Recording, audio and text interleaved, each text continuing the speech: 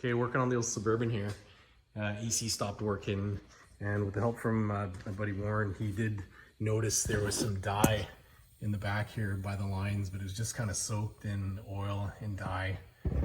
So that's the problem. So on a budget here, we've got a regular old airline. Everybody's got an airline. Got an air gun. Got some electrical tape holding some vinyl tubing onto it. And what I'm doing is plumbing this into the AC here. Just loosened this and plumbed it in. So I've been feeding air in. This 1.5 inch inside diameter fits on the outside of that one. It also fits on the inside of the other one.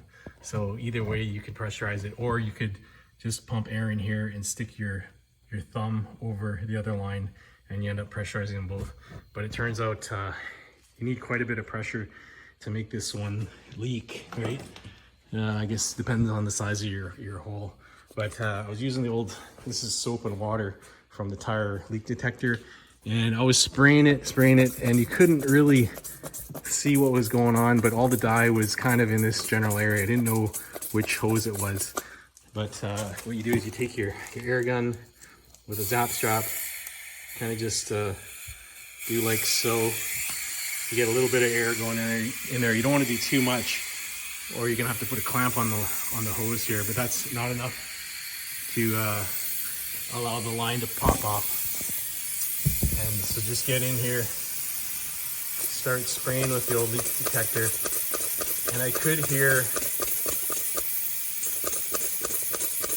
there's a slight change in pitch when I ran my finger along the line. So the leak detector in this case didn't really help at all. But when you get in here, right there. All right, so there's the leak. All right, so now I was hoping I could braze that, but it is a hard line that's the full length of the vehicle. So I don't know how much I can bend that to get it out. The other option would be to get a splice for it. This is a 3/8 wrench, so it should be a 3/8 line here. You see that? So I could get a sleeve to repair it, and then I'll probably just take this. Must have rubbed on this little retaining block here to make a hole.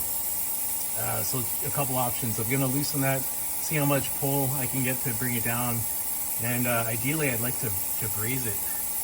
But we are in the car, and there'd be a lot of oil from the AC all around here, so I have to get it real clean. I don't want any fires.